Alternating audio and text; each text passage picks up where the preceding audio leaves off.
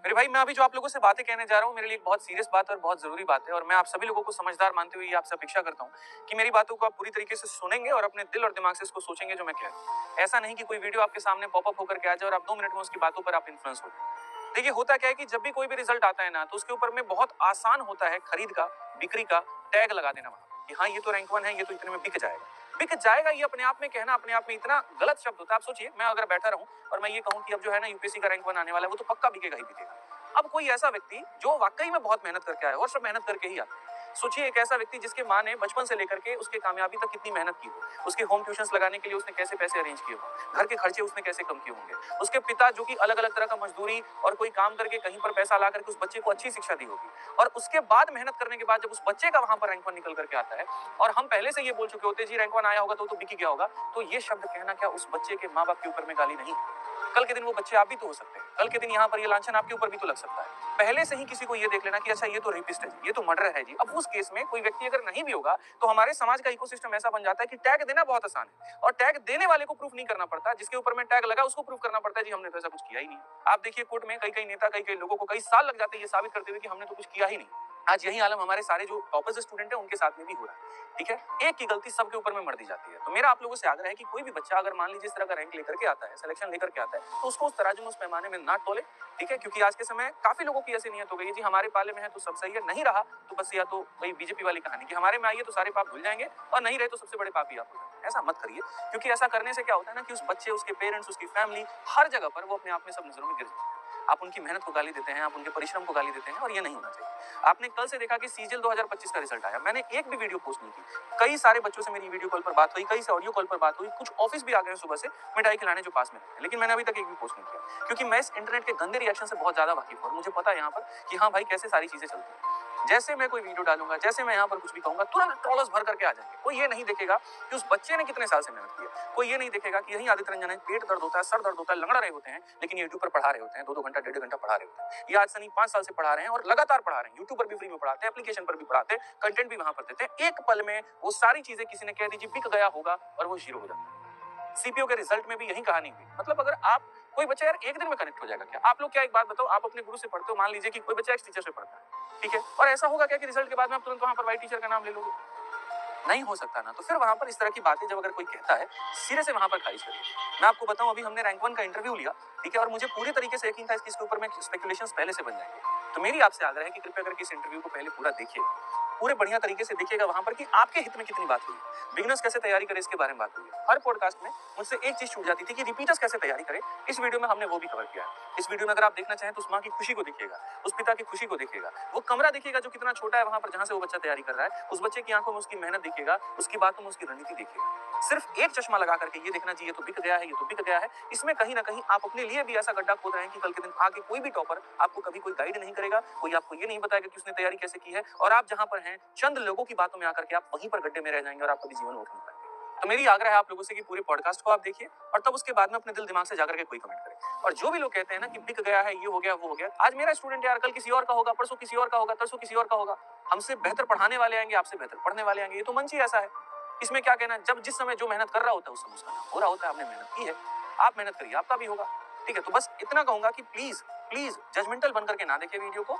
ठीक है, आराम से बढ़िया से एक एक बातों पर आप फोकस करें। जो उस बच्चे ने तैयारी की है उसने वही बातें बताई हैं, ठीक है, और आप इसको पूर्ण रूप से देख करके आप ये बताएं कि आपको सीखने को क्या मिला। ध्रुव, कैसा लग रहा है पहले आपको पूरे भारत में रैंक 1 लेकर के आना, जहाँ 40-50 लाख बच्चे फॉर्म भरते हैं? कैसा महसूस हो रहा है आपको? सर, ये फीलिंग मतलब बताना थोड़ा मुश्किल है। बहुत बहुत थैंकफुल हूँ भगवान का और सबकी गाइडेंस का, पेरेंट्स का। पहली रैंक आने का पता चलने के बाद तो वाकई जो प्राउड फील होता है किसी को भी, एक फादर को अपने बेटे के लिए। और कंप्यूटर में कितने मार्क्स हैं आपके? हाँ सर, कंप्यूटर में तो मेरे नया पैटर्न में जो आपने देखा कि वो स्टेटमेंट के क्वेश्चंस आते हैं 4-4, 5-5 लाइनों वाले, लॉजिकल, ठीक है, लॉजिकल रीजनिंग, तो उसको कैसे कवर किया? ठीक है, कैलकुलेशन के लिए कैसे किया आपने? सर, हाँ, कैलकुलेशन के लिए सर सबसे पहले तो बहुत सारे जैसे टेबल्स तो आपको टिप्स पे होनी चाहिए। ध्रुव को कितने का टेबल आता है? सर मैं ऑनेस्टली बोलूं तो 20 तक का आता है, 21, 25, बट हाँ देख लो, 17 पूछ लूंगा अभी। अरे नहीं सर, प्लीज। जय हिंद दोस्तों, स्वागत है आप सभी का मेरे भाई एक जबरदस्त वीडियो में। और आज हमारे साथ हैं सीजल 2025 के रैंक 1 जिनका नाम है ध्रुव राणा। और अभी हम ध्रुव के घर पर हैं, आप देख सकते हैं उनके पापा भी हैं और उनके चाचा भी हैं, ठीक है, और चाचा के साथ साथ हमारे दोस्त भी हैं, भाई भी हैं, ठीक है। तो ध्रुव कैसा लग रहा है पहले आपको पूरे भारत में रैंक 1 लेकर के आना, जहाँ 40-50 लाख बच्चे फॉर्म भरते हैं, कैसा महसूस हो रहा है आपको? सर ये फीलिंग मतलब बताना थोड़ा मुश्किल है। बहुत बहुत थैंकफुल हूँ भगवान का और सबकी गाइडेंस का, पेरेंट्स का, जिन्होंने भी मोटिवेट करा, जिन्होंने भी होप रखी मेरे से, हेल्प करी हर छोटे मोमेंट पे, गाइड करा।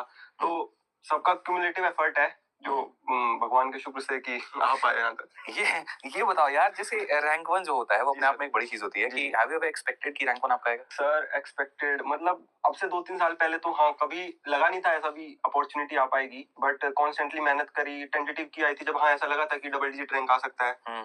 हो सकता है बहुत अच्छी किस्मत रही तो सिंगल डिजिट भी आ जाए, बट रैंक 1 की तो अनएक्सपेक्टेड। और इस बार खासकर कंप्यूटर का पेपर जब इस तरीके से था कि लोगों को पल्ले नहीं पड़ा है, कुछ लोगों को तो ऐसा लगा बढ़िया मार्क्स होने के बाद में कंप्यूटर में छड़ गए। ये तो बहुत बड़ी दिक्कत हुई है सर इस साल, मतलब बहुत अच्छे जिनका अच्छा मींस भी गया था कंप्यूटर के कारण नहीं हो पाया, उस चीज की वजह से बहुतों को नुकसान भी हुआ है। तो बड़ी अनसर्टेनिटी थी इस साल, बट आज जब रिजल्ट आया तो थैंकफुली हो गया। काफी ऐसे लोग थे जो रैंक 1 के रेस में थे कि हमारा ही रैंक 1 है, और दावा ऐसा यूट्यूब पर हो चुका था कि हम ही हैं जो है सो हैं, ठीक है। और उस केस में जब आप देख रहे थे तो आपको तो अपने मार्क्स पता होंगे, ठीक है, और जो कि बाकी भी वीडियो देखी होगी तो उनका भी पता होगा, तो फिर मन ही मन मुस्कुरा नहीं रहे होगा कि बोलो जितना कहना है, रैंक 1 तो यहाँ बैठा है। हाँ सर, बस मेरा ये मानना है थोड़ा कि जब तक चीजें फाइनल नहीं हो जाती तो हमें स्पेकुलेशन करना नहीं चाहिए। जब तक हमारी आखिरी विक्ट्री ना हो तो बिल्कुल सब भगवान की कृपा से एट द लास्ट मोमेंट। नहीं, ये सबसे बड़ी बात है, patience is the key to success वाली बात है। तो जब रैंक 1 आया तो फैमिली में क्या रिएक्शन था? मतलब मैं देख पा रहा हूँ अभी जैसे ये डेकोरेशन हुआ है, सब कुछ बहुत इमोशनल हो गए सब, और बयां भी नहीं कर सकता। मेरी छोटी सिस्टर है बहुत प्यार करती है मेरे से, उसने सारा सजाया भी, तो मम्मी पापा सब, चाचा जी, मतलब ओवरवेल्म थे सब और बहुत थैंकफुल थे कि बस बहुत सारी फीलिंग्स हैं जो आ रही हैं। बहुत अच्छा लग रहा है। आपको कैसा महसूस हो रहा था, आप बताइए। मैं तो दिल्ली पुलिस में हूँ, तो मैं तो थाने में था उस टाइम पे, नौकरी में था। अब मुझे बताया जैसे ही बेटे ने फोन किया तो वहाँ भीड़ भाड़ की जगह थी, तो मैं लगा मैं थोड़ी देर में करता हूँ बेटा फोन। और मैं फिर बाद में जब मुझे जगह मिली कहीं थोड़ी तो तब की, और जो मैं ये तो पता था कि बेटे की रो स्कोर जो आया था 5th रैंक है, लेकिन पहली रैंक आने का पता चलने के बाद तो वाकई जो प्राउड फील होता है किसी को भी, एक फादर को अपने बेटे के लिए, तो वो हुआ। और ये लगा कि जैसे ध्रुव ने हमेशा से मेहनत की है कि अब एक ऐसा मुकाम मिला है तो और बच्चों की को भी गाइड कर सके और उनकी मदद कर सके, तो ये फीलिंग रहती है। मतलब कि भाई किसी को कुछ आगे बेटे बताना पढ़ाना। बिल्कुल। तो थाने में वहां पे आपने सबको मिठाई खिलाया? हाँ, मिठाई खिलाया। चाचा जी आपको कैसा लग रहा है, आप बताओ। सही लग रहा है भाई जी ध्यान है। आप चाचा बुजुर्ग हो गया मेरे को लग रहा है। तो हुआ ये कि जब रोज को देखा था तो उसमें 5th के आसपास थे, तो अभी ना कुछ मैंने यूट्यूब चैनल पर देखा था, तो लग रहा था ये वाला। अब अचानक से सर का फोन आता है मेरे पास, दूर ने बाजी मार ली। क्या बात, कह रहा चमक गया हमारा तारा, दूर तारा एक ही था, एक ही चमक गया। बहुत बढ़िया। तो एक प्राउड मोमेंट है मतलब इस तरीके से। और जब मुझे लग रहा है कि मैं जब आया तो धन्यवाद, अब सुबह इतना होगा, पर वो जो है ना आज आंखों में नींद नहीं है, मतलब हम सो ही नहीं रहे, हम मतलब ये रात सोने वाली रात नहीं है, ये रात शायद ही दोबारा मतलब आए, क्योंकि चाहे कितने भी एग्जाम्स कवर कर लो, लेकिन जब पहला अचीवमेंट होता है पहला ही होता है। वो लाइफ टाइम की चीज है, वो लाइफ टाइम की चीज है। कुछ चीजें देखते हैं ना, मतलब वो देख के ऐसे लगता है ना, आप सपना सोच रहे हैं कि यार अपने घर हम हर साल देखते हैं यूट्यूब पे रैंक 1, तुम लोग वीडियोस देखी हैं जेल में रैंक नहीं वाला, तुम्हारे खुद 25-50 फुल, पर जब अपन आया ना तो मतलब वो एक ऐसा प्राउड मोमेंट है जिसे शायद ना किसी को बयान नहीं कर सकता। इसने बोला, मैंने कहा तो कि मास्टर साहब से मिलना है, मेरे को पता, मैंने कहा कब मिलेगा, मेरे को लगा कि यार अब दिन निकल जाएगा ना, तो वो ना शायद रहा, फिर मैंने तुम्हें जो कहा मैं क्या ये चलो बढ़िया। भारत में सीजीएल की परीक्षा को एक मिनी आईएएस की परीक्षा भी कहा जाता है, क्योंकि यूपीएससी के बाद में सबसे ज्यादा पावर, रिस्पेक्ट, सैलरी अगर हम देखें तो इस गवर्नमेंट जॉब में है। और इसी कारण कई सारे बच्चे जो होते हैं इसकी तैयारी करने की इच्छा भी रखते हैं और लोग कूदते भी हैं। ग्रेजुएशन के बाद में कई बार ऐसा है प्राइवेट नौकरी छोड़ करके भी गवर्नमेंट एग्जाम्स की तैयारी करना। अब ऐसे में चूंकि आप इस कठिन परीक्षा में रैंक 1 लेकर के आए हैं तो जाहिर सी बात एक अच्छी रणनीति आपकी रही होगी। तो हम लोग एक एक करके सारे सब्जेक्ट के ऊपर में बात करेंगे, ठीक है। लेकिन मुझे लगता है कि उसमें जाने के पहले एक बैकग्राउंड भी बहुत मैटर करता है कि आपका बैकग्राउंड क्या है और कैसे है। तो थोड़ा सा आप अपना बैकग्राउंड बताइए कि आपने 10th कैसे किया, 12th कैसे किया, क्या था पूरा ग्रेजुएशन आपका? हाँ सर, तो मैंने 10th सीबीएसई बोर्ड से करी थी दिल्ली से ही, और मेरे करीबन 94-95% आए थे। फिर मैंने 12th की थी पीसीएम से, जिसमें 96 के करीब। कहाँ से किया था 12th आपने? दिल्ली से ही। दिल्ली से किया? अच्छा, डीएवी से किया था आपने? हाँ, मेरे एक्चुअली केमिस्ट्री में 100 on 100 भी आए थे, तो वो भी बहुत प्राउड मोमेंट था मेरे लिए। मुझे दिख रहा है चश्मा क्यों लगा हुआ है। हाँ, हो सकता है। रात रात तक पढ़ने पे। पर हाँ, फिर उसके बाद मैंने मैथमेटिक्स ऑनर्स करा था हंसराज कॉलेज से, और फिर मैंने मास्टर्स में एमबीए करा दिल्ली स्कूल ऑफ इकोनॉमिक्स से। मैंने कैट भी दिया था तब, और भी इंस्टीट्यूट में आ रहा था काफी, बट ये दिल्ली में था, अच्छा इंस्टीट्यूट भी था, तो मैंने यहाँ से मास्टर्स करा। फिर मेरी रुचि थी मैथ्स में, मैं बल्कि पढ़ाता भी था बच्चों को, पहले 9 से 12 तक के बच्चों को। तो उनको पढ़ाने में ऐसा लगता था कि उनकी भी हेल्प हो रही है और मेरी भी रिवीजन होती जा रही है। तो साथ में करते करते ना एक काइंड ऑफ अच्छा लगने लगा, आदत बनने लगी। तो लगा यार ये अचीवेबल है। जब ये चीज लगी ना कि अचीवेबल है और इसे करने में भी अच्छा लगा, तो प्रेपरेशन के टाइम इतने एफर्ट नहीं लगे। एफर्ट्स लग रहे थे, बट अंदर से कंबरसम नहीं लग रही थी, चीजें अपने आप होती जा रही थी। तो मुझे लगता है वो चीज काफी जरूरी है। काफी जरूरी है। हाँ, तो पर सबसे पहले तो बेस बनना था। ग्रेजुएशन कहाँ से किया आपने? मैंने हंसराज कॉलेज से करा। हंसराज कॉलेज से। सबसे क्या था? Mathematics honours. तो मैथमेटिक्स ऑनर्स ही चूज करने का रीजन क्या था? हाँ, वही था, बिकॉज जैसे मैंने आपको बताया, मुझे मैथ्स काफी पसंद थी, और फ्यूचर बनाने का या पढ़ाने का मेरा मन भी करता था पहले से। मैथ्स में पढ़ाता भी था, तो मैथमेटिक्स ऑनर्स में एक्सप्लोर करने का थोड़ा मन हुआ कि क्या है जो हम चीजें पढ़ते हैं, कैलकुलस वगैरह, उसको एक्सटेंड करने की चीजें। तो वैसे वो खैर काफी थ्योरेटिकल था, और कुछ सब्जेक्ट एनालिटिकल भी थे, बट मोस्टली वो थ्योरेटिकल था। हालांकि मैं भी ड्यू से पास आउट हूँ, और फर्स्ट ईयर में मेरा भी मैथमेटिक्स ऑनर्स ही था, और मैं वेंकटेश्वरा कॉलेज में था। अच्छा, लेकिन कुछ ही महीनों के अंदर में मैंने तुरंत स्ट्रीम चेंज कर ली, फिर बाद में मैंने केमिस्ट्री ऑनर्स कर लिया। हंसराज में बहुत हाथ पाँव मारे थे भाई मैंने, और बेस्ट स्कोर मेरा 94% था, लेकिन मेरा हुआ नहीं था। तो ड्यू के आप भी हैं, ड्यू का मैं भी हूँ। कौन सा पास आउट है आपका? मेरा सर 2023 पास आउट है। 23, मैं 2017 पास आउट है। ठीक है, तो सबसे पहले बात करते हैं तैयारी की। तो सीजीएल में जब आप आए तो आपने अपनी तैयारी शुरू कैसे की? सबसे पहले तो आपकी बैकग्राउंड कुछ भी हो, बट आपको एक बेस तो बनाना पड़ता है, मैं मानता हूँ ऐसा। और उसके लिए जरूरी है कि आप अपने बेसिक्स क्लियर करो पहले। हमें लगता है कि यार 9, 10, 11, 12 चला गया, स्पेसिफिकली सीजीएल के एस्पेक्ट में 9, 10 की मैं ज्यादा बात करूँ तो, कि वो चला गया, but kind of back of the mind वो रहना चाहिए। एक बार आपको पता होना चाहिए सब बेसिक क्या है। और उसके बाद फिर जैसे मैंने सर वीओडी 2.0 से लेक्चर भी देखे थे, क्वेश्चंस भी करे थे सब, तो वहां से बेस बनता गया। और एक चीज ये रहती है कि वीओडी की बात की जो लेक्चर्स है ना, आप अपनी पेस पे देख सकते हो, ये बात सही है ना। आप कभी भी देख सकते हो, अपनी पेस पे देख सकते हो। आपको लग रहा है यार ये मेरा स्ट्रॉन्ग है, मैं इसको जल्दी कर लूं, इसमें मुझे टाइम लगेगा, मैं इसे पॉज कर लूं। तो ये मैं मानता भी हूँ कि ऑनलाइन एजुकेशन की बहुत अच्छा बेनिफिट भी हुआ आज के टाइम में। हर जगह पेनिट्रेशन है इसकी, और यूटिलाइजेशन भी बहुत है। आप अपने हिसाब से इसे कस्टमाइज कर सकते हो। मुझे अगर कोई चीज नहीं समझ आ रही, मैं 5 बार देखूं, कोई इशू नहीं है। तो उसके साथ बना। फिर सर मैथ्स में खासकर फॉर्मूले की बात आई है, मैंने पहले खुद से भी बनाए थे फॉर्मूले की लिस्ट, कुछ भूल रहा हूँ लिख लिया, बट जब आपकी थी सर ब्रह्मास्त्र, वो काफी काम आई। मतलब वो एक रहता है आपके पास पेपर पे, आप कभी भी देख लो, बैक ऑफ द माइंड चल रहा है, नहीं याद आया एक बार देख लो। तो जब आपके सामने होता है ना कंटेंट, खासकर ऐसी ऐसी चीजें, तो बार बार आप उसे रिकॉल कर सकते हो बेस बनाते हुए।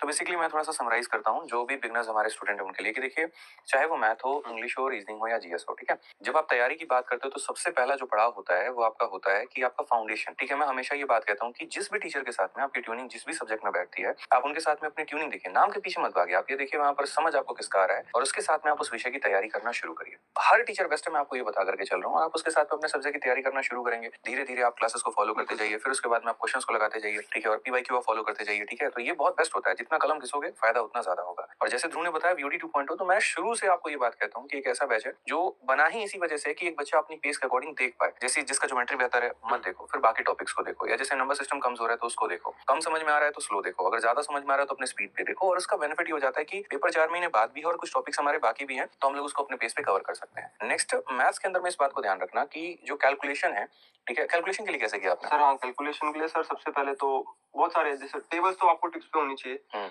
और कितने तक का टेबल आपको लगता है कि याद होना चाहिए? सर देखो मैं ध्रुव को कितने का टेबल आता है? सर ये सवाल है, ध्रुव को कितने तक का टेबल आता है? मैं ऑनेस्टली बोलूं तो 20 तक का आता है, 21, 25, बट हाँ देख लो 17 9 पूछ लूंगा अभी। अरे नहीं सर प्लीज।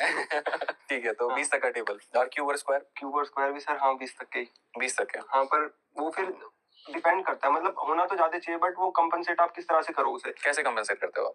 सर कैलकुलेशन मतलब, और कोई जैसे कोई क्वेश्चन आ रहा है मान लीजिए, कैलकुलेशन की तो जरूरी है, बट ऐसे क्वेश्चन जो जिसमें कैलकुलेशन का नीड ना हो, जो आप ऑप्शन से एलिमिनेट कर दो उस तरह से। ऑप्शन एलिमिनेशन टेक्निक में सिखाता हूं 3। पहला यूनिट जेड, डिविजिबिलिटी, डिजिटल सम। एग्जैक्टली, ठीक है, डिजिटल सम जो है आप देखो बहुत जरूरी है, शॉर्ट ट्रिक्स, वरना इतने बड़े बड़े कई क्वेश्चन होते हैं यार, आप नॉर्मल मेथड से जाओगे आपके वो ही 2-3 मिनट ले लेंगे, तो वो फिर फायदेमंद। तो डिजिटल सम पढ़ा था आपने?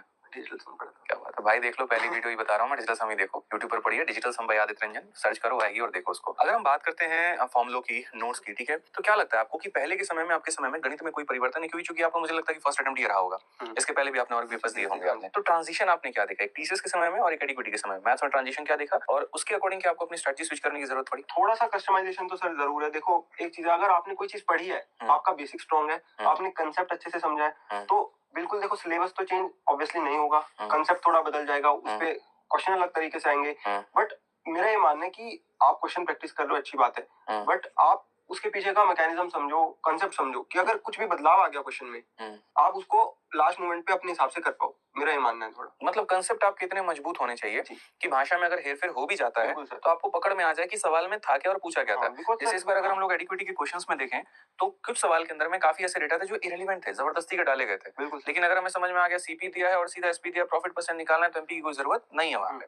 ठीक है, अक्सर मेरा मतलब थोड़ा सा शिकायत बच्चों का मेरे से ये हो जाता है कि आप हमेशा बिगिनर फ्रेंडली क्वेश्चन पूछते हो। हमारा वो जो रिपीटर वाला एक लॉबी है, ठीक है, जो 1-2 बार से पेपर दे रहा है और उसका सिलेक्शन नहीं हो रहा है, तो उनके लिए स्ट्रेटजी के लिए कुछ नहीं निकल पाता है। तो उनके लिए मैथ्स का सजेशन आपको क्या रहेगा? वो बच्चा जो 45 प्लस लेकर के 50 में आ रहा है, लेकिन उसके बाद में मेंस में जाते जाते 90 में उसके 78 आ रहे हैं, 76 आ रहे हैं, या कभी सिली मिस्टेक्स वहां पे कर दे रहा है, तो मतलब क्या है ध्रुव की रणनीति उन रिपीटर्स के लिए? क्या एडवाइस होगा उनके लिए? हाँ सर, देखो ये जो चीज है, मतलब जैसे एग्जाम है, एग्जाम डे बहुत मैटर करता है। सबसे बड़ी चीज है, आपको ऐसा लगता है आप जब पेपर दे के भी निकलोगे ना कि यार ये तो क्वेश्चन सही है, ये आपके माइंड में रहता है, बट बाद में जब आता है तो आपको पता चलता है वो गलत है। तो फर्स्ट ऑफ ऑल थोड़ी ये चीज है कि अपनी स्पीड मेंटेन करो कि अगर आप 5 मिनट भी निकाल पा रहे हो, 2 मिनट भी निकाल पा रहे हो, एक बार नजर मान लो। कई बार ऐसा होता है वो फर्स्ट टाइम में छूट जाता है क्वेश्चन, और जो भी कंसेप्ट है उन्हें बार बार रिवाइज करते रहो। यही चीज है, क्वेश्चन एक कंसेप्ट पे अलग अलग तरह के करो, 2 तरह के करो, 3 तरह के करो, कि अगर चौथी तरह का भी आ जाए, बाकी लोग ना बना पाए, आप बना लो। इस तरह से है।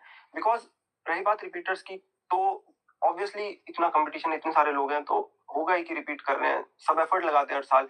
मेरा मानना है कि कोई भी नॉन सीरियसली तो करता नहीं है जब एम्प्लॉयमेंट की बात होती है, करियर की बात होती है, बिकॉज सब अपनी मर्जी से चूज करते हैं, सब देते हैं 100% है। कोई फैक्टर रह जाता है, 95% बन जाता है, और वो 5% का फर्क रह जाता है हमेशा। सब अपना तो बेस्ट करते हैं, बस ये है कि एफर्ट्स लगाते रहो, कोशिश करते रहो। और मैथ्स के मामले में तो कांस्टेंट प्रैक्टिस है। जब भी अगर आपके कोई क्वेश्चन, जैसे रिपीटर्स की बात रही, तो ऑब्वियसली आपके बेस क्लियर होंगे, सब क्लियर होंगे, आप प्रैक्टिस कर रहे होंगे, आप मॉक्स भी लगाए होंगे डेफिनेटली। जो भी आपके माइनस पॉइंट आ रहे हैं, जहाँ गलती ज्यादा आ रही है, आप उनको एक जगह नोट डाउन करो, आप उनको चलते फिरते एक बार देख लो। कई बार क्या होता है कि कुछ ऐसे फॉर्मूलेज आते हैं आपके माइंड के सामने, में भी आए ना हो, एक क्वेश्चन ऐसा हो जाता है, बट अगर आप उन्हें कहीं लिख लोगे, एक जगह जॉट डाउन कर लोगे, तो एक बार भी देख लिया तो बैक ऑफ द माइंड रहेगा। मेरे ख्याल से सीजीएल में रिकॉल करना बहुत इंपॉर्टेंट है, बिकॉज ऐसी चीजें हैं वो आपको एकदम रिकॉल हो जाए ना उस मोमेंट पे, तो गेम बदल जाता है। मेरा तो थोड़ा इस तरह से मान। बहुत बढ़िया, बहुत शानदार जो बात आपने बताई। अगर हम बात करें मैथ्स के अलावा, तो नेक्स्ट जो एक बार थोड़ा सा आप है ना अपना प्री का और मेंस का पूरा मार्क्स बता दो, बाइफरकेट करके हर एक सब्जेक्ट वाइज, और मेंस में वो हम लोगों ने कवर नहीं किया। जी सर, तो प्री के मुझे एग्जैक्ट सेक्शनल तो याद नहीं, बट मेरे 160 थे जितना आई कैन रिकॉल, और मेंस में अभी तो फाइनल आई नहीं है, बट जो मेरा लास्ट था, मेरे 368 मार्क्स थे, और शायद से एक प्रोबेबिलिटी वाला क्वेश्चन था, तो वो मे बी उसका आंसर गलत मार्क हुआ तो चेंज होना था, तो मेरा तब गलत मार्क हुआ था, तो होपफुली वो चेंज हुआ होगा आंसर। तो अगर वो ठीक होता है तो फिर मेरे 372 टेंटेटिवली बने थे। अभी तो जो फाइनल आंसर मार्क्स आएंगे तो उसमें पता नॉर्मलाइजेशन की बात होगा। नॉर्मलाइजेशन की, ठीक है, नॉर्मलाइजेशन तो नहीं कि शिफ्ट पेपर का। नेक्स्ट वगैरह जो भी रहे, हाँ बोनस जो भी है। और कंप्यूटर में कितने मार्क्स हैं आपके? हाँ सर, कंप्यूटर में तो मेरे 23 थे, तो पास हो गए मतलब। हाँ, ये है कि निकल गई भैया, नहीं तो गया रैंक वन यहाँ। ठीक है, जितना जरूरी मैथ्स है उतना ही जरूरी इंग्लिश भी है, रीजनिंग भी है, जीएस भी है। तो इन विषयों के लिए किस तरीके से आपने तैयारी करी, क्या आपके टिप्स थे? रीजनिंग ऐसा है कि यार रीजनिंग भी आप कॉन्स्टेंट प्रैक्टिस करनी है, और क्वेश्चंस जितने ज्यादा कर सकते हो, जितने वैरायटी के क्वेश्चंस कर सकते हो, रीजनिंग में सेम बात है, बिकॉज कंसेप्ट लिमिटेड है as compared to maths. Reasoning में कंसेप्ट लिमिटेड है, बट वो बात है कि कई बार हो रहा है, मान लो नंबर सीरीज आ रही है, इधर उधर हल्का फुल्का किसी नंबर में हेरफेर होगा, आपने नहीं बन पाया, लास्ट में आप देखोगे क्या पता हो जाता। तो जितने ज्यादा क्वेश्चन प्रैक्टिस कर सको, पीवाईक्यू हो गया, जितने भी रिसोर्सेज फॉलो कर सको, तो रीजनिंग में मेरे ख्याल से तो वही तरीका सही है। नया पैटर्न में जो आपने देखा कि वो स्टेटमेंट के क्वेश्चंस आते हैं 4-4 5-5 लाइनों वाले, लॉजिकल, ठीक है, लॉजिकल रीजनिंग, तो उसको कैसे कवर किया आपने? सर लॉजिकल रीजनिंग मैं देखा भी काफी, मैं पहले कैट की भी प्रिपरेशन करी थी, तो थोड़ा उससे भी मेरा बेस बना लॉजिकल रीजनिंग का, और मैंने बैंकिंग की भी प्रिपरेशन करी थी, तो उसमें भी क्वेश्चन बनते थे, तो वहां से मेरा थोड़ा कवर होता गया। तो आपने सिर्फ कैट और बैंकिंग की प्रिपरेशन की या उन एग्जाम्स में निकाला? नहीं, एग्जाम भी दिया था मेरे, आईबीपीएस पीओ मैंने किया था, एसबीआई पीओ भी मैंने करा था। सब निकाल लिया था आपने? हाँ, क्लियर थे सर। सब क्लियर थे? हाँ। तो उनको ज्वाइन क्यों नहीं किया आपने? हाँ सर, मतलब करने अभी मतलब इसी साल क्लियर हुए थे, तो वो प्रोसेस चल रहा है, उसका भी आगे। सिलेक्शन की मशीन हो यार, तुमको बताओ। हमारा करिए है वो बैंक का एग्जाम भी निकाल रखा आपने। और कैट में कितने परसेंटाइल था आपका? हाँ सर, कैट में मेरा 96 परसेंटाइल था। अच्छा, हाँ, बहुत बढ़िया। तो मुझे लगता है कि जो कैट में आपने जो रीजनिंग पढ़ा होगा, उससे आपका ये पूरा रीजनिंग जो है वो कवर हो गया होगा। Definitely sir. कैट का तो रीजनिंग का लेवल, हाँ, उसका लेवल थोड़ा ज्यादा होता है, ज्यादा होता है। तो कुछ हमारे जो रिपीटर्स हैं जो रीजनिंग लगाना चाहते हैं कैट के लिए, तो कोई कैट की ऐसी बुक आप बताना चाहेंगे रीजनिंग के लिए? रीजनिंग के लिए कैट की बुक तो थोड़ा रिकॉल करना पड़ेगा, मतलब शायद अरुण शर्मा जी, मैं उनका नाम भूल रहा हूँ। अरुण शर्मा ही है। उनको मैंने फॉलो करा था, उनकी बुक देखी थी। कैट के पीवाईक्यू लगाए थे, डाउनलोड कर लेता था मैं और वो लगाता था। जब मॉक दे पाया, कैट के भी मॉक दिए थे। मॉक नहीं दे पाया तो एक जगह एक सेक्शन रख लिया, फोन में टाइम रिकॉर्ड कर लिया, लगा लिया। तो उनका एक्चुअली क्या रहता है, 5 सेट होते हैं क्वेश्चन के, एक सेट में 5 क्वेश्चन होते हैं, कहीं में आंसर के ऑप्शन भी नहीं होते, वो आपको सोचने पे मजबूर कर देते हैं। और जब आप वो करते हो ना, तो आपका इतना बिल्डअप हो जाता है कि रिलेटिवली फिर बाकी चीज आसान लगती है। अब रीजनिंग में बात क्या होती है कि जब भी अगर कोई नया क्वेश्चन आ जाए ना, रीजनिंग में नया कंसेप्ट, मान लीजिए इनपुट आउटपुट जैसे कुछ क्वेश्चन आ रहे थे एक टाइम पे, इनपुट आउटपुट आ सकता है, तो लोग एकदम हड़बड़ा जाते हैं। पर जरूर हाँ, कि कोई भी नहीं आ गया तो आई थिंक 4-5 क्वेश्चन लगते हैं टू बी यूज्ड टू होने में। गलत भी होंगे, शुरू में गलती होती है बिकॉज, बट गलती नहीं होगी तो फिर कोई परफेक्ट तो नहीं है, टाइम के साथ ही सीखेगा। तो कोई भी अगर नई चीज आ रही है तो हड़बड़ाना नहीं है। तो जितना, यही चीज है, जितना प्रैक्टिस कर लोगे ना, तो अपने आप को पहले से ही हर बुरी और अच्छी परिस्थिति के लिए प्रिपेयर करके चलिए। आपको नहीं पता आपका दिन कैसा जाने वाला, आपको नहीं पता आपके पाले में सवाल कैसे आने वाले। ठीक है, तो मुझे लगता है कि prepare for the worst situation, यही चीज आपके पास में है। ठीक है, इंग्लिश की अगर हम बात करें तो उसमें 3 सेक्शन होता है, ग्रामर होता है, वोकैबुलरी होता है, कॉम्प्रिहेंशन होता है। इसकी तैयारी आपने कैसे की और एक बिगिनर को कैसे करना चाहिए? तो इंग्लिश की पहले तो न्यूज़पेपर पढ़ना सब सजेस्ट करते हैं, जरूरी भी है न्यूज़पेपर पढ़ना, बिकॉज वो क्या करता है, आपके जो वर्ड्स आते रहते हैं ना, तो जब आप डेली पढ़ रहे हो, आपके माइंड में बैक ऑफ द माइंड, जैसे मैंने मैथ्स में बोली, कोई भी चीज बार बार रिपीट हो रही है, आपके बैक ऑफ द माइंड हो रही है, तो आप उसे रिकॉल कर पाओगे। और बुक फॉलो करी थी मैंने, ब्लैक बुक फॉलो करी थी। और कोई भी फॉर एग्जाम्पल छोटी छोटी चीजें, जैसे आपने गूगल पे देखा होगा, वर्ड प्ले का गेम आता है ना, मतलब बेसिक सी चीजें कोई ज्यादा मैटर नहीं करती, बट कोई भी आप नया वर्ड सीख रहे हो ना, क्या पता वो आ जाए, ये वाली चीज रहती है। आप 0.1 का भी इंक्रीमेंट ले रहे हो, आप कुछ ज्यादा ही सीख रहे हो। तो जितने भी रिसोर्सेज, लेकिन सीखने के साथ साथ दिक्कत ये भी है ना कि बच्चा एक तरफ याद करता है, दूसरी तरफ बोलता है। ये चीज तो जैसे मैंने वोकैबुलरी याद करी तो एक वर्ड मुझे मिला एस अब लोगों को नहीं पता कि सांस का मतलब होता है के बिना। जैसे किसी चीज के बिना, एग्जांपल जैसे चावल दाल के बिना अधूरा है, तो उसको इस्तेमाल किया जाता है। याद तो हम कर लेते हैं उस समय तक, लेकिन बाद में रिटेन नहीं कर पाते हैं, तो उसका क्या समाधान है? सर रिटेनिंग का ये है सर, खासकर कई ऐसे वर्ड है, जैसे रूट वर्ड वाले चीज हम जरूर फॉलो करनी चाहिए। उस एंटोनिम सिनोनिम में फाइल आ गया तो मतलब याद कर लो कि हाँ जो है लव से रिलेटेड होगा वहाँ, बिल्कुल बिब्लियोफाइल और इस तरीके से करके सारा रूट वर्ड जैसी चीजें होती हैं। और जो आता है, मतलब रिकॉल करने वाली बात आप सही कह रहे हो एकदम, क्योंकि कंटेंट इतना हो जाता है, क्योंकि एक हमारा ब्रेन भी एक लिमिट तक याद रख पाएगा, एब्जॉर्ब कर पाता है। बिल्कुल तो उसको मुझे लगता है प्रैक्टिस से ही आप उसको बिल्कुल सर बनाते होंगे, जितना ज्यादा हो सकता है। सेक्शनल टेस्ट दे दिया, सारी चीजें कर दी। खासकर आपको लग रहा है आपके पास 5 मिनट भी, आप 5 मिनट में एक वोकैबुलरी दे दो, आप वोकैबुलरी दे दो A to B वर्ड्स का, A B से जो एंटोनिम सिनोनिम है आपको प्रिपेयर हो जाएगा। जो गलत है आप 5 दिन बाद देख लो जो गलती है, इस तरह से मैंने तो ऐसे फॉलो करा था। ये वर्ड गलत थे, 5 दिन बाद देखा, अच्छा ये गलत थे, अब ये सही हो रहे हैं। बार बार रिकॉल करना चीज को, कंडीशनिंग करना बार बार, तो वो चीज मैं जरूरी मानता हूं। जितना मतलब पढ़ना नया जरूरी नहीं है, उससे कई गुना ज्यादा जो पढ़ा है उसको बार बार पढ़ना बहुत जरूरी बन जाता है। और लोगों को हमेशा लगता है कि ये वीडियो नहीं है, इसको देख लेते हैं, तो ये पीडीएफ नया है तो इसको देख लेते हैं, तो किताब मार्केट में नहीं आई है तो इसको देख लेते हैं। बट आपको जो पहले याद किया आपने, उसको बार बार पढ़ो तो अच्छा है। ठीक है, ग्रामर और कॉम्प्रिहेंशन को लेकर के आपका क्या था? हाँ सर, ग्रामर तो सर पहले तो देखो बेसिक रिपोर्टेड स्पीच और सब ग्रामर में कवर करना तो सबसे जरूरी है, बेसिक है। देखो आरसी की भी आप बात करोगे तो ग्रामर तो बेसिक है उस चीज का, है ना, वो चीज। और रही बात आरसी की, फिर आरसी में तो आपको, मेरा ऐसा मानना है, जैसे आप पैराग्राफ पढ़ रहे हैं तो पहले आप उसे स्किम करो एक बार। आप एक चीज जरूरी है, मैंने एक बार ये चीज, एक कंसेप्ट एक जगह से मेरे को रिकॉल आता है कि आप जब पढ़ते हो ना, खासकर कोई चीज टाइम बचाने के लिए, आप जो पहला फेज होता है पढ़ने का, आप उसे बोल बोल के पढ़ते हो।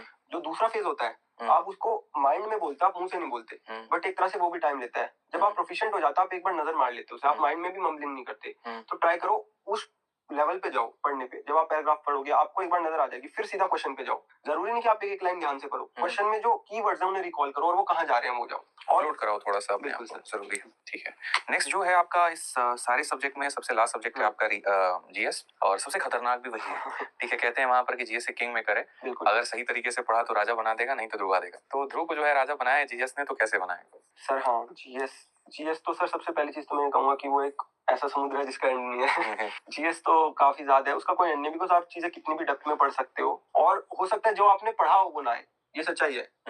ये सच्चाई है जीएस की। तो जीएस में स्मार्ट वर्क करो, जैसे बहुत चीजें, कोई कंसेप्ट पढ़ा, शॉर्ट नोट्स, ये है, अच्छा इसके बारे में कुछ भी रिलेटेड आ गया, ये है, इसने ये काम करे, ये इस डेट को कुछ हुआ, मान लो हम हिस्ट्री की बात कर रहे हैं, फिर अगर वो डेट आ रही है आपके, उस डेट से आप कुछ और रिकॉल कर लो कि इस डेट को हो सकता है ये भी हुआ, इस साल में हो सकता है ये भी हुआ। तो चीजों को कोरिलेट करना, सब इंटर रिलेटेड है, उस तरह से कोरिलेट करना चीजों को, कि अगर आप एक टॉपिक कर रहे हो आप उससे दूसरे टॉपिक पे जंप करो। बट ये चीज तब है जब आपके बेस क्लियर हो। तो सबसे पहले तो सिलेबस कवर करना ही है अपने, polity, history, geography, science, environment, ये सब पहले आप अच्छे से कवर करो। फिर करंट अफेयर्स का बहुत रोल, इनफैक्ट इस वाले एग्जाम में काफी रोल बढ़ जाता है करंट अफेयर्स का। करंट पढ़ते थे आप? हाँ, करंट में पढ़ता था, और अगर मैं अपडेट नहीं हो पा रहा तो मैं मंथली एंड देख लिया, खासकर पेपर से पहले मतलब जो भी कंपाइलेशन आ रही थी एक बार देख लिया, बिकॉज करंट अफेयर ऐसी चीज है अगर वो आपके माइंड में रह गया और आपने वहां कर दिया तो बिल्कुल आपको बेनिफिट मिलेगा। करंट अफेयर ज्यादा पढ़ना चाहिए या कम चीजों को ज्यादा बार पढ़ना चाहिए?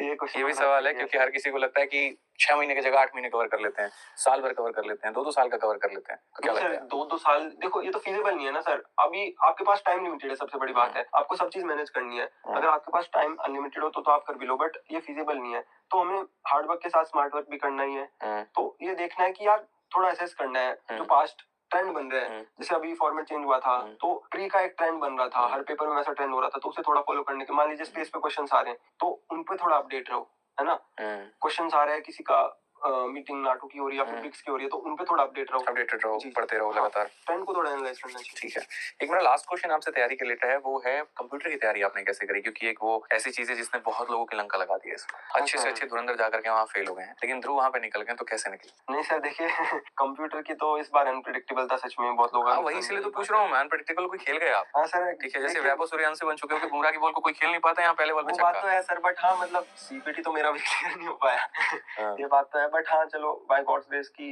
बेसिक जो कैसे क्या करने चाहिए कंप्यूटर में बच्चे को, किस तरीके से, कौन सी बुक फॉलो करे, कौन सी वीडियो फॉलो करे, क्या लगता है? सर कंप्यूटर का तो मैंने भी मल्टीपल रिसोर्सेज फॉलो करी थी, कोई एक टेम्पलेट है, एक टीचर तो अलग से फॉलो नहीं करा था, कुछ अगर मिल गया, कुछ वेबसाइट्स है उनके ऊपर मिल गया, जैसे नेटवर्क सिस्टम के ऊपर कुछ मिल गया, वायरसेस के ऊपर कुछ मिल गया, एक बार पढ़ लिया, एक जगह से कंपाइलेशन अपने पास रख ली, तो मल्टीपल रिसोर्सेज ही फॉलो करी थी कंप्यूटर का। और ये चीज मैं जरूर कहूंगा कि यार हम कंप्यूटर को लाइटली ले लेते हैं कभी कभी, बट इस साल हमें पता लग गया, इस पे भी हमें और अपडेट इन द फ्यूचर रहने की ज्यादा जरूरत है। बहुत बढ़िया। एक बात मैं आपको बताऊंगा, मेरी तरफ से नजर यहाँ जा रही थी, आप लोगों में से हमेशा बच्चे ये पूछते हैं कि क्या हमें नोट्स बना के पढ़ना चाहिए? ठीक है, तो इसका जवाब ध्रुव जो है अपने टेबल पे रखे हुए किताबों से दिखा रहे हैं। आप लोगों से एक कॉपी बनाई नहीं जाती है और इन्होंने हर एक चैप्टर की एक कॉपी बनाई है, आप सामने अभी देखो यहाँ पे। ठीक है, तो मुझे लग रहा है गुड़िया का कॉपी है, तो उसी का है ना, दयानंद सर पब्लिक स्कूल। ठीक है, तो यहाँ पर उन्हीं की कॉपी है, और यहाँ देखो ज्योमेट्री का एक पूरा जो है वो एक सिर्फ एक कॉपी है, और बढ़िया तरीके से इन्होंने ज्योमेट्री के जो है वो सारे के सारे यहाँ पर आप देख सकते हो, इन्होंने पूरा बढ़िया से पहले तो इंस्टॉलमेंट यहाँ पढ़ा हुआ है, और फिर ये ज्योमेट्री का जितने प्रॉपर्टी जो मैंने क्लास में पढ़ाए हैं वो सारे के सारे आप देख सकते हैं यहाँ पर है, और एक एक नोट्स इन्होंने बढ़िया तरीके से बनाया। हालांकि राइटिंग आप लोग बताइएगा कमेंट बॉक्स में कैसी राइटिंग है। ठीक है, जिस तरीके से आप इन सेंटर देखते हो पहले तो पूरा जैसे हम लोग देखते हैं ना, एक सेंटर ऑफ ट्रायंगल हमारा एक पार्ट हो गया ये सारा, तो बढ़िया से इन्होंने सारी चीजें बना करके लिख रखी है। ऐसे ही आप देखोगे तो, क्योंकि है ना यही चीज आपका मेन बाद में जाकर के बेस बनता है। इसमें 3 केसेस कुल मिलाकर के आपको पढ़ाता हूँ मैं, आप देखोगे तो इनसाइड का एक केस होता है, एक आउटसाइड का होता है और एक क्रॉस रोड्स होता है, और ये तीनों के तीनों यहाँ बने हुए हैं। ठीक है, तो हर एक वो चीज यहाँ जिस तरीके से आपको बताया गया, 3/8 वाला एरिया वाला क्वेश्चन बनता है। ठीक है, आपका 3 3 6 और इस तरीके से करके, मतलब यहाँ 2 2 4 और 1 5 और 3 8, देखो 3/8 वाला एरिया वाला क्वेश्चन आपका है। तो ये सारा यहाँ पर एरिया जो होता है वो सेम होता है। तो बहुत तरीके से इन्होंने सारे के सारे अपने नोट जो है वो बना रखे हैं। ठीक है, ये सारे केसेस आप लोग के क्लास में कि यहाँ पर जो शेड होता है ये पूरा इस एरिया के बराबर होता है। ऐसे ही अगर आप देखोगे तो नंबर सिस्टम में भी जो है ध्रुव ने यहाँ पर बहुत बढ़िया तरीके से नोट्स बना रखा है, एक एक चीज। ठीक है, तो ये ओवरऑल रहा, तो मतलब बहुत बढ़िया तरीके से मैं बताऊं तो बहुत विभाग लगेंगे, और अभी तक जितनी बात मैंने की वहां पर इतना तो समझ में आ गया कि इनका रैंक जो है वो बाद में बोल रहे हैं, मेहनत पहले बोल रहे हैं। और बहुत मतलब मैं आप लोगों को धन्य मानता हूँ। ठीक है, एक तो होता है ना कि आप बहुत धन्य हैं कि ऐसे माँ बाप मिले हैं, और कई बार माँ बाप की भी खुशकिस्मती हो जाती है जहाँ बेटा इतना मतलब होनहार निकलता है। ठीक है, कि आज पूरा भारत आपको देख रहा है, और चाचा जी थोड़ा हम लोग भी खुशी हैं यहाँ पे। ठीक है, पूरा भारत आज आपको देख रहा है और बहुत खुश है। मेरे कुछ रैपिड फायर सवाल हैं आपके लिए, ठीक है, और एक वर्ड में आंसर देना, अब बिना सोचे आंसर देना, कोशिश करूंगा, सोच लो। ठीक है, सबसे पहला सवाल है, हार्ड वर्क या स्मार्ट वर्क? Smart work. क्यों? बिकॉज हार्ड वर्क तो बेसिक नेसेसिटी है, but smart work difference create करता है। ठीक है, नोट्स या पीवाईक्यू? नोट्स। कोचिंग या self study? Both. Morning study या night study? Night study. Mobile एक टूल या डिस्ट्रैक्शन? टूल। ठीक है, मोटिवेशन अंदर से या बाहर से? अंदर से। मोटिवेशन का सोर्स? पेरेंट्स।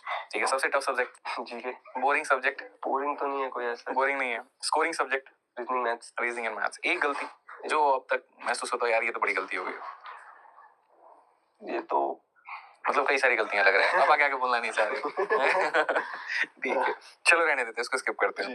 ठीक है, लक कितना % आप मानते हो कि आपके करियर में फेवर किया आपको? बहुत रोल है लक का, परसेंटेज में तो डिफाइन नहीं कर सकते, बट बिल्कुल लक बहुत मैटर करते हैं, मैं मानता हूँ। टॉपर बनने का एक मंत्र? हार्ड वर्क, स्मार्ट वर्क साथ में, और रिकॉल करते रहना चीजें। ठीक है, सक्सेस को सैक्रिफाइस मानते हो या फिर सक्सेस एक स्ट्रेटजी? सक्सेस में दोनों का रोल है, एक का रोल है, किसका रोल? दोनों का रोल है। सैक्रिफाइस आपको चीजें करनी होती है, साथ में स्ट्रेटजी बनानी होती है, तब जाके मिलती है। दोनों इंटरप्ले है। आपने सबसे ज्यादा क्या सैक्रिफाइस किया? ज्यादा क्या सैक्रिफाइस करा तो सर घूमना, ज्यादा बाहर मिलना, दोस्त बहुत ज्यादा नहीं है, छोटा सर्कल है, बहुत अच्छा सर्कल है। मूवी कुछ नहीं देखते? बाहर तो नहीं जाता, थोड़ा बहुत पहले देखता था, तो काफी टाइम से छोड़ दिया, हॉलीवुड वगैरह पहले। मूवी या web series? Movie. English Hindi? Both. Actor favourite में और एक्ट्रेस? एक्शन में स्पेसिफिकली, डायरेक्टर में मतलब मुझे हॉलीवुड मूवी क्विंटन टेरेंटिनो की काफी अच्छी लगती है। ओके, क्या बात है, जैसा पे क्या लग रहा है। फैमिली स्ट्रेंथ या रिस्पॉन्सिबिलिटी? स्ट्रेंथ। जर्नी टफ या worth it? Sometimes it's tough but at last it's worth it. At last. अच्छा सोचो, अगर सक्सेस नहीं मिला होता तब? सर कुछ प्लान भी करा होता, लगे रहते। तो क्या था प्लान भी आपका? मेरा वो भी सवाल था। जैसे मैं आप लोगों से एक टिप्स लेना चाहता हूँ। तो पेरेंटिंग जो होती है वो बहुत मायने रखता है। क्या होता है कि जब बच्चा बड़ा होने लगता है धीरे धीरे, किस स्कूल में पढ़ाना है, तो उसके बाद होम ट्यूशन लगाना है कि नहीं लगाना है, बाहर के लोगों से दोस्ती रखनी है कि नहीं रखनी है, तो आपने पेरेंटिंग कैसे की बच्चे, मतलब ध्रुव की? देखो मैं तो ये कहूंगा सबसे पहले कि ध्रुव जब बचपन में पढ़ता था तो हमने सबसे पहले तो नियरेस्ट स्कूल के बारे में सोचा। आप टॉप स्कूल के पीछे नहीं भागे? हाँ, टॉप स्कूल के पीछे नहीं। अच्छा। जो हमारे घर से आसान रहे हमारे लिए भी और बच्चे के लिए भी। हम जैसे छोड़ काटा, इनकी तो ड्यूटी रहती है, तो मुझे यही था कि इनको कभी टाइम मिलता है कभी नहीं, तो मुझे लेके जाना पड़ता था कहीं पास में ही हो। मतलब थोड़े था बस में जाते, फिर रोज का सुबह रात शाम को 1-2 घंटा एक्स्ट्रा लग रहा है, घर पे आके उसको रेस्ट करो, यूटिलाइज करो, खेलो। बचपन में तो यही टाइम यही था। तो हमने तो ध्रुव को, जो दयानंद पब्लिक स्कूल है हमारे घर से मुश्किल से 500 मीटर भी नहीं, 300-400 मीटर दूर है, तो ध्रुव पैदल ही स्कूल गया है, पैदल ही आया है। तो उस स्कूल में करा, उन्होंने बहुत अच्छी पढ़ाई कराई 10th तक। ये भी है, और दूसरा ये है कि घर पे वो खुद ही लेबोरियस था शुरू से, जो अपना काम करता था, जिस स्कूल में उसे काम दिया जाता था। थोड़ा हम भी मोटिवेट करते थे कि बेटा पढ़ लो, बाकी मुझे टाइम नहीं था ज्यादा, उसकी मम्मी ने मोटिवेट किया। तो इनके जो ट्यूशन थे वो हम ट्यूशन आप ही कराते थे? हाँ जी, बस ये देखो मेरी इंग्लिश तो इतनी अच्छी नहीं थी, ये पर क्या था। बट मम्मी, मैं बचपन में मुझे याद है मम्मी को कहता था मेरी डिक्टेशन लो, तो बट फिर भी मम्मी की इंग्लिश चाहे इतनी स्ट्रॉन्ग ना हो, बट फिर भी मम्मी पूरी कोशिश करती थी। मेरे इनफैक्ट मुझे याद है 4th-5th क्लास तक की बात है कि आंसर सुनो, मेरे आंसर भी सुनती थी, तो मम्मी पापा ने थ्रू आउट एफर्ट्स लगाए हैं जितने लगा सकते हैं। अब आपके ज्ञान का आकलन आप उनकी डिग्रियों से ना करें, आप उनकी मेहनत से करें जो आपके पीछे करते हैं। अच्छा, उसके बाद जो 11th-12th का स्कूल है वो भी डीएवी स्कूल है, ये भी यहाँ से एजी डीएवी, तो एजी डीएवी स्कूल में दोनों 11th-12th किया वहां से, वो भी पास में ही है, तो समय बचा। और उसके दौरान जो टीचर्स हैं, एक अली सर थे, उन्होंने केमिस्ट्री बहुत अच्छी पढ़ाई, सुमित सर ने मैथमेटिक्स बहुत अच्छा पढ़ाया, सुमित अग्रवाल ने, तो कई जो भी टीचर मिले हैं ध्रुव को पढ़ाने वाले, और एक कंप्यूटर की टीचर ये जो एजीडीवी में, उन्होंने बहुत अच्छा, और मैथ्स के टीचर मैडम ने बहुत अच्छा, बहुत अच्छे मिले। तो टीचर्स, संजय सर बहुत अच्छा, मतलब टीचर्स, हाँ मतलब मेरे मानना थोड़ा आप सिंसियर भी रहो, अच्छे से बिहेव करो, तो टीचर्स बिल्कुल आपकी बहुत हेल्प करते हैं। बिल्कुल स्कूलिंग के दौरान जो टीचर मिले, और फिर हंसराज कॉलेज भी अच्छा कॉलेज, वहां से भी वो मिला, लेकिन जो बेसिक एजुकेशन हुई उसमें जो अच्छे टीचर मिले, उसने खुद पढ़ा, हम तो बस मोटिवेट, हमें तो कई बार ध्रुव को ये कहना पड़ता था कि बेटे अब सो जाओ, मतलब ये बड़ी समस्या रहती है, बहुत से बच्चे को घर वाले कहते हैं, हम तो उसे कहते थे कि भाई और ज्यादा मत पढ़े भाई, अब सो जाओ। और इसकी बहन इसको देख के अब उसको ये रहता है कि भैया का नाम यहाँ लिखा हुआ है, तो मुझे भी अपना नाम इसमें आना, मेरा भी नाम। क्या बात है। तो कभी स्कूल से डांट इनका शिकायत कहता है? नहीं, कभी नहीं। इस वजह से तो नहीं है कि पापा दिल्ली पुलिस में जाते थे? इसकी तो पेरेंट्स मीटिंग में पापा बहुत कम जाते थे, टाइम ही नहीं मिलता था, मैं ही जाती थी, और मैं सोचती थी जैसे सबकी मम्मियाँ इतनी परेशान रहती कि पेरेंट्स को शिकायत करते थे टीचर बच्चा पढ़ता नहीं है, नहीं, तो मुझे तो ये लगता था कि मैं तो ना भी जाऊं तो कोई बात नहीं, ये अच्छा ही कर रहा। नहीं, बहुत बढ़िया, बहुत नहीं, वो शुरू से सिंसियर रहा है, और अपने गोल के लिए भी, अपनी पढ़ाई के लिए भी, और बाकी टीचरों का आशीर्वाद और घर वालों का सपोर्ट तो सभी को मिलता है। घर वाले, सबके माँ बाप भी कोशिश करते हैं उनके बच्चे अच्छा पढ़ाई करें, और बच्चों को भी मैं तो यही कहूंगा कि भाई जो भी टाइम है, आजकल फोन से डिस्ट्रैक्शन है, ध्रुव ने फोन कम से कम यूज किया, और 11th क्लास में ही पहली बार इसको लैपटॉप दिया था हमने, 11th क्लास से लैपटॉप, उससे पहले कंप्यूटर लैपटॉप का कोई एक्सेस नहीं था, 11th में पहली बार। अक्सर मुझे मेरी लाइन याद आ जाती है वहां पर, जो मैं क्लास में बोलता हूँ कि सिलेक्टेड है सिलेक्शन दिलाएंगे, और इंस्पेक्टर है इंस्पेक्टर बनाएंगे। तो मैं खुद एक्साइज इंस्पेक्टर के पद पे सिलेक्ट हुआ, तो मुझे वो रहता है कि यार मैं दूसरों को बना दूंगा, इतना है। लेकिन आज जब मैं आपको देख रहा हूँ वहाँ पे, तो ये डायलॉग आप पे फिट बैठ रहा है, इंस्पेक्टर है और लड़के को इनकम टैक्स लिया ना आपने? जी सर, इनकम टैक्स इंस्पेक्टर आपने बना दिया। मैं तो अभी असिस्टेंट सब इंस्पेक्टर हूँ, अभी एएसआई हूँ। फैमिली में इनकी पढ़ाई का अच्छा हो रहा, जैसे दादा वगैरह भी पढ़े हुए हैं, इनकी अच्छी पढ़ रहे, इनकी दादी पढ़ी तो कम है, पर उनको पढ़ने का इतना शौक है बहुत ज्यादा, बहुत बच्चों की किताब मिल जाती है तो वे पढ़ती रहती है, तो थोड़ा सा ये परिवार से एक मैं ये बात कहूंगा कि ध्रुव के दादा दादी हर 5-7 दिन में पूछते रहते हैं बेटा क्या पढ़ाई कर रहे हैं। तो मतलब हमारे परिवार बहुत सपोर्टिव है। हमारे पिताजी हैं जो गांव में, हमारी माता जी हैं, तो ध्रुव के दादा दादी पूछते रहेंगे बेटा कौन सा एग्जाम देगा, क्या तैयारी कर रही, पूछते रहते हैं, मतलब उन्हें अवेयरनेस भी है और वो इंटरेस्ट भी लेते हैं। जब भी मैं जाता हूँ जल्दी जाता रहता हूँ। बहुत अच्छा लगा मेरे भाई आप लोगों से बात करके। और मैं आप लोगों को बताऊं तो देखिए, दिल से मैं चाहता हूँ कि इस बार का जो सीजल है जो आने वाला है उसको लेकर के आप लोग बहुत बढ़िया तरीके से तैयारी करें। जो दफ्तर सीरीज में यूट्यूब पर करा रहा हूँ, फ्री में करा रहा हूँ, आप उसको बढ़िया तरीके से देखें। और जो रिपीटर्स हैं उनके लिए मैं ये कहना चाहूंगा कि जो गलतियां आप लोग कर रहे हैं आप उस पर सुधार करें। लेकिन मानिए चीजें बाहर से नहीं आ रही हैं, जो आपका नोट्स है, जो आपकी चीजें हैं वहीं से आ रही हैं, बस आप पढ़ नहीं रहे, थोड़ा ध्यान और दीजिए, थोड़ी मेहनत और कर लीजिए, फिर तो सब कुछ आपके पास में पूरा खुला आसमान है आपको पाने के लिए। ठीक है, बाकी वीडियो कैसी लगी कमेंट बॉक्स में जरूर बताइएगा, कौन सा पार्ट ज्यादा अच्छा लगा वो जरूर बताइएगा, और मैथ्स की क्लासेस कैसे लगते हैं आपको वो जरूर बताइएगा। बहुत बहुत धन्यवाद, जय हिंद, थैंक यू।